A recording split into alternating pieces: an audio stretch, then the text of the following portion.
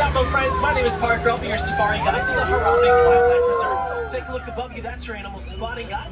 Now, due to migratory patterns, you may not see all these animals today. We've had pretty good luck so far. Hey, quick show of hands, it's anyone's first time on the reserve. Hey, me too, that's awesome. Just kidding, actually got a couple safety rules before we get started today. Just make sure we stay seated for the entire safari, keeping those hands, arms, feet, and legs inside the truck at all times. If any animals do get close, don't try to reach out and touch them. Do not make noises at these animals, and certainly don't try to feed them. If everybody can follow all these rules, we're gonna have a good time out there. We'll be starting our adventure today in the little interior forest where a lot of these animals are pretty shy animals, often relying on their camouflage to escape predators. Keep an eye on the bushes, they could pop out at any time. If you're planning on taking pictures today, definitely recommend putting that camera on a sports, action, or live setting. Can't stop for every animal, they certainly won't stop for us.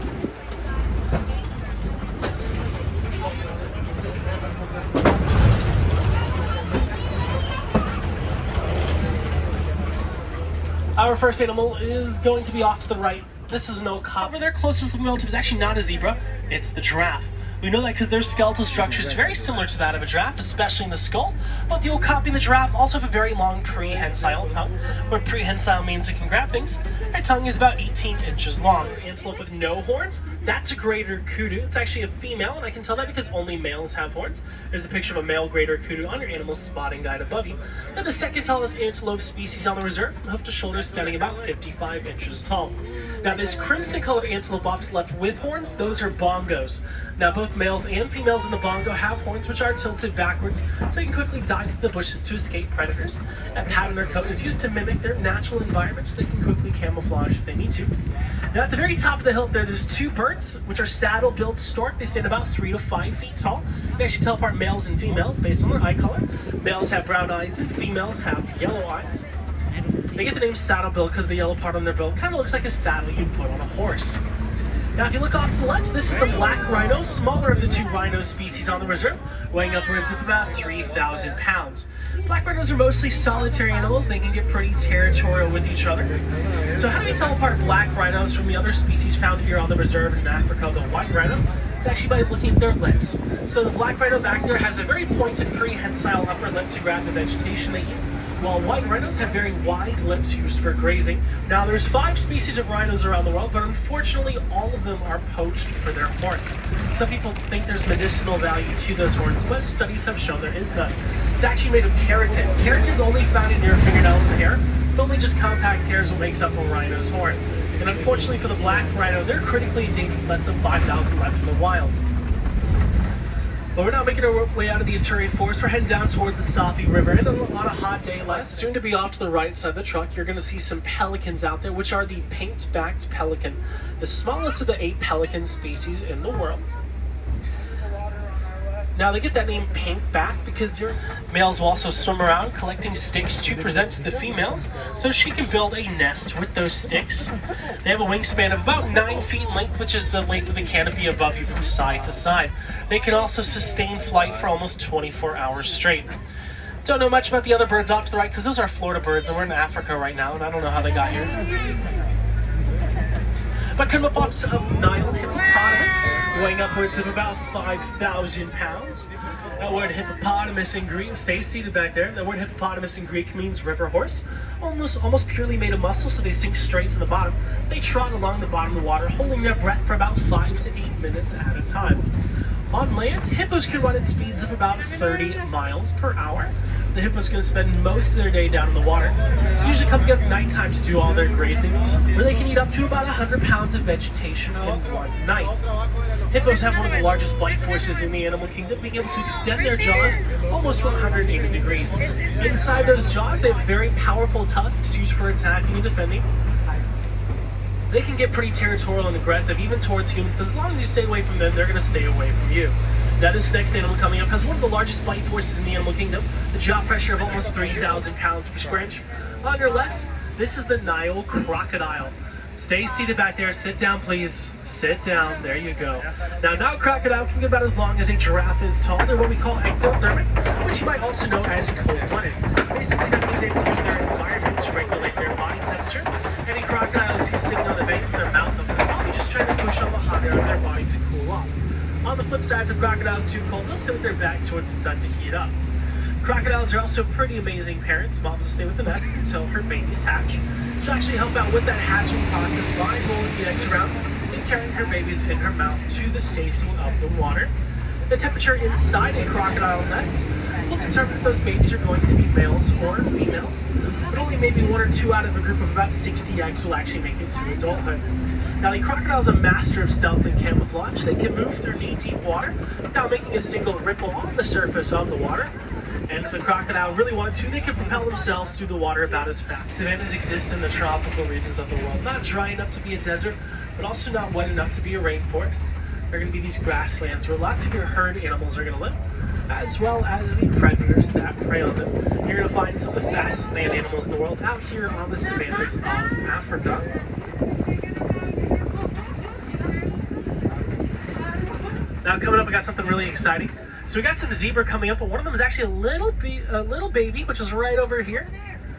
So there are 3 zebra species in the world. Zebra. One of the ways we're able to tell apart mountain zebra from the others, they have a little dewlap on their neck, which helps regulate their body temperature. Only zebra species that has it. A group of zebras called a dazzle of zebra. That pattern on their coat is unique to each animal. It's kind of like your thumbprint. That pattern in their coat actually has several uses, but one of those uses is actually to help prevent flies from landing on them. Researchers have found that whenever a fly sees zebra pattern, it freaks them out and it forces them to try to land somewhere else. And they can run at speeds of around 40, maybe a little over 40 miles per hour.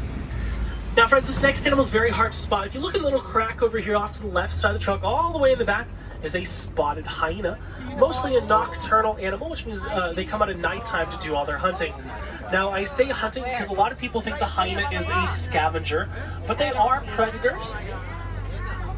Actually, hyenas steal more fruit, or lions steal more fruit from hyenas than hyenas steal from lions. In hyena society, the lowest ranking female is still higher than the highest ranking male. They also have a bite force double that of a lion, about 1,000 pounds per square inch. Over your left shoulder, all the way in the back, those are sable antelope, one of the few antelope species that will stand their ground whenever there are predators nearby. They use their horns in self-defense, and they're typically led by a dominant female. You can tell who she is, because she usually has the darker fur than all the others. And these structures we're passing right here, these are termite mounds. They're mostly made up of mud and animal dung. They can get about as hard as concrete. Sometimes elephants will use termite mounds as a back scratcher. There could be enough termites inside to equal the same weight as a small cow. We're also passing by a pretty small wildebeest.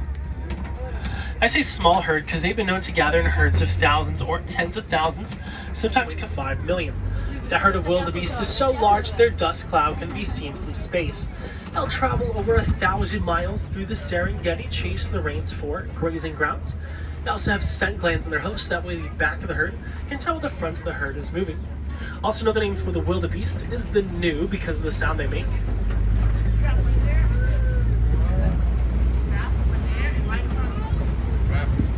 Now, coming up off to the right side of the truck is going to be, so there are 9 subspecies of giraffe found in Africa, but this species of giraffe we're seeing off to the right is the Maasai giraffe.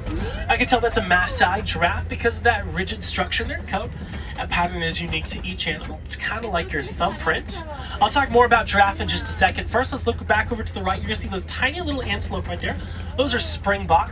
They only stand about 3 feet tall. They get the name springbok because when they get startled, they spring 6 feet up, launch 13 feet out, and can take off at speeds of about 55 miles per hour, making them the second fastest animal on the reserve. Another name for a group of giraffes called the Tower of Giraffe.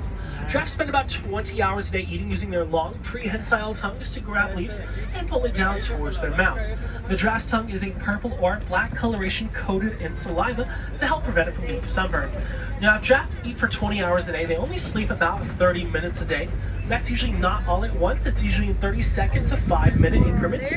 Giraffe can sleep laying down, they can sleep standing up, they can even sleep with their eyes open. Now, up to the right, you just regulate their body temperature. Now, as you pass these giraffes, take a look at the giraffe's head. You're going to see these little things sticking out of their head. Those are not horns. They're called ossicones. Ossicones are just part of their skull. Both males and females in the giraffe have them. Over in the okapi we saw at the beginning of our safari, only males have ossicones. This giraffe off to the right is turning 2 today. Now, giraffes have quite the rude awakening to the world. When a giraffe's born, they drop 6 feet straight to the ground. A 6-foot drop actually helps jumpstart their breathing. A lot of animals out here on the African savanna have to be able to learn to stand and run very early in life to avoid predators. For example, the giraffe gets anywhere between 15 minutes to an hour after they're born.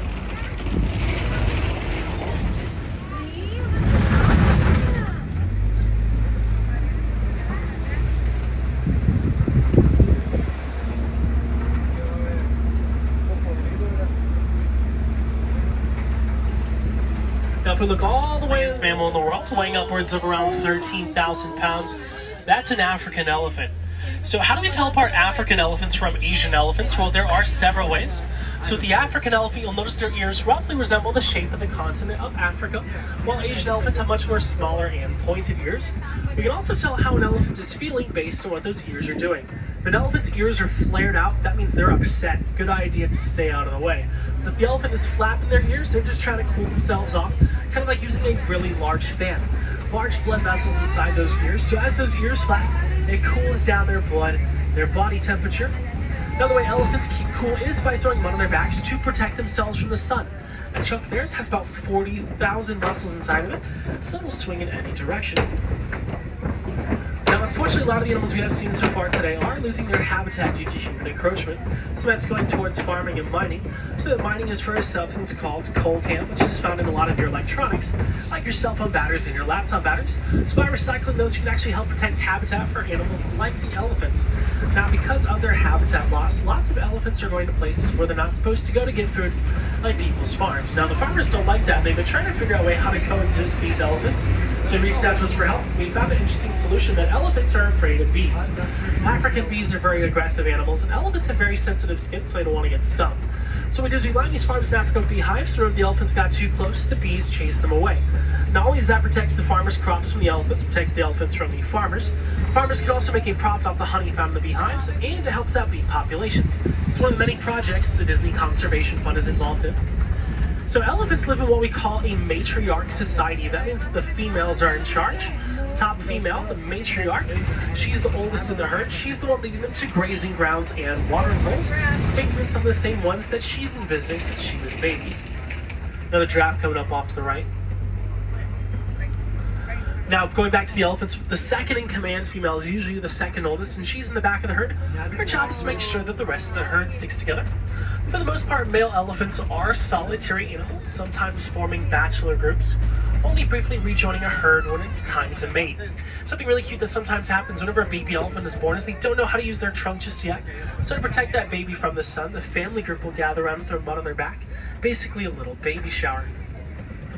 Now, unfortunately, it does sad me to tell you, about almost 96 elephants are poached each day for the ivory in their tusks. Do the math, that's once almost every 15 minutes, and at that rate, elephants could go extinct in the next few decades. Actually, some researchers out in the wild have even been noticing whenever they got close to certain groups of elephants, the elephants would try to hide their tusks from them, because the elephants have started to figure out that's why they're being poached, is for those tusks.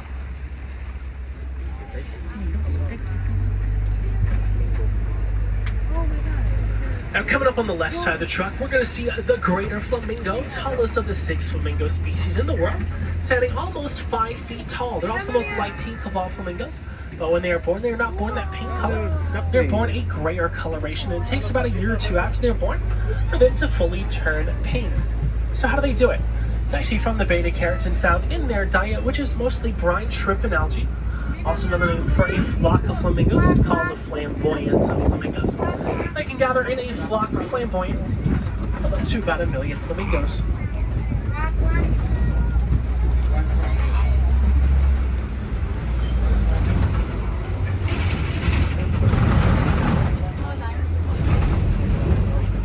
As we go around the corner over here off to the left, you're going to see the white rhino, larger of the 2 rhino species on the reserve, weighing upwards of 5,000 pounds. Now remember, I told you earlier, you can tell apart white rhinos from black rhinos by looking at their very large lips, which they use for grazing. Now, they were probably over here for these mud pits. They like to roll around in the mud to protect themselves from the sun. When they're done with that mud, they wipe it off on trees close by, also using lots of rocks and sticks in their environment to sharpen and style their horns.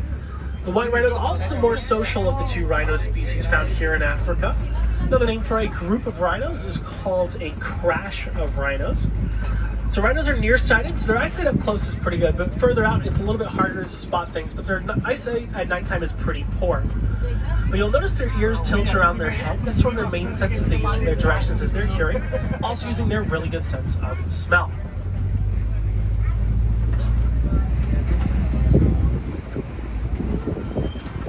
I'll talk more about the rhinos a little bit. First, I want to point out this next animal. It's very hard to spot. I'm going to go really slow around this corner so you can see it. They're all laying down behind that tree right there in the back. Those are cheetah, the fastest land animal in the world, which reach speeds of about 60 to 70 miles per hour in about 3 to 4 seconds. Actually, in just 3 steps, they can hit 40 miles per hour. Now, the cheetah's claws are non-retractable. They're the only cats that cannot retract their claws. It's kind of like cleats on an athlete to help them run and get up to those really fast speeds. Also, the end of their tail is very large and muscular, which they use as a counterbalance, so they can quickly change direction to capture their prey. Now, the cheetah is not considered a big cat. The reason for that is because the cheetah cannot roar. While big cats can roar, and a group of cheetah is called a coalition of cheetah. Now, ironically, it's the spots in the cheetah's coat that actually help prevent them from getting spotted. There was 5 cheetah total back there. Those spots help them blend into their natural environment, especially the tall grass in the African savanna, so they can sneak up and get as close to their prey as possible before they strike. Because remember, cheetah only have that short window to capture their prey before they get too tired. Now, for the first few months of a cheetah's life, mom is the one who goes out and gets all that food for her babies, but then once those babies get a little bit stronger and faster, mom will go out to capture live prey. Then she'll bring it back and then just let that live prey go, so that way her babies are able to learn to hunt and reach those really fast speeds. Also, at one point in time, there was only 7 cheetah left in the entire world. Now, going back to those rhinos we saw back there, that was actually a subspecies of the white rhino. That was the southern white rhino. Interesting story about them in the country of Uganda. They disappeared for about 30 years, but Animal Kingdom, along with a couple of other zoological facilities, helped reintroduce the population, actually some of them from this very safari, back to Uganda, and since then that number has been slowly going up to this day. But for the northern white rhino, it's a pretty sad story. 5 years ago, they made headlines around the world when the last male passed away. Now functionally extinct, there's only 2 female northern white rhinos left in the entire world. The other 3 species of rhinos that are found around the world are found in Asia. So that's going to be your greater one-horned, also known as the Indian rhino, the Javan rhino, and the Sumatran rhino. And those last 2, the Javan and the Sumatran, it's estimated there's less than 100 left of both species in the world. These are born with a little egg tooth to crack through that very hard shell that usually breaks off once they've broken through. When they grow up, they're going to be the world's tallest bird, standing about 8 to 9 feet tall, weighing almost 300 pounds. Now, we all know that ostriches are flightless, but they still have wings, which they use for aerodynamics, as they quickly run at speeds of about 40 miles per hour. Also, a kick powerful enough to break the bones of a lion, and some of the largest eyes of any land animal. It's common that the ostriches stick their head in the sand to avoid predators. They don't actually do that. They wouldn't be able to breathe if they stuck their head in the sand. So usually ostriches, whenever there are predators close by, they're crouched super low to the ground and take off running. Off to the left, these are Nigerian dwarf goats, which only stand about 2 feet tall, fully grown. Very playful animals. Through that playfulness, they establish dominance in the group. Also very skilled climbers, and they have 4 stomachs, so they love to eat a lot.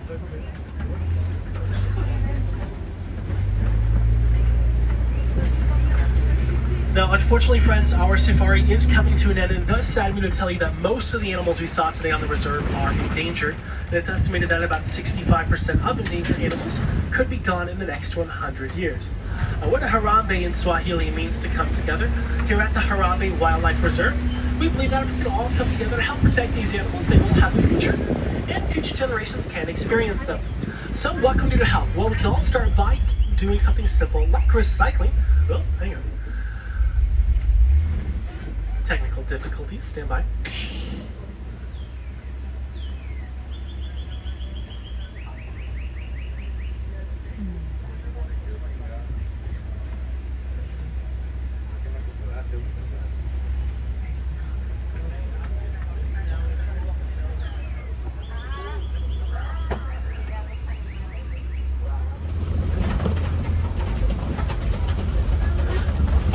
Anyway, back to what we were saying. So, a great way you can help out is by recycling, like your plastics, bottles, papers, your cell phone batteries and laptop batteries, like I mentioned earlier, have that cold tan in them. Take them into places like Best Buy or your local zoo. You can actually, to recycle them for that coltan, you can help protect habitat. And a great way to get involved is through donating. Since 1995, Disney Conservation Fund has raised over $125 million to help animals around the world. Doesn't matter how big or how small a donation, Disney will match dollar for dollar what you donate. For more information about them, some of their projects around the world, check out the merchandise locations in the Harambe Village.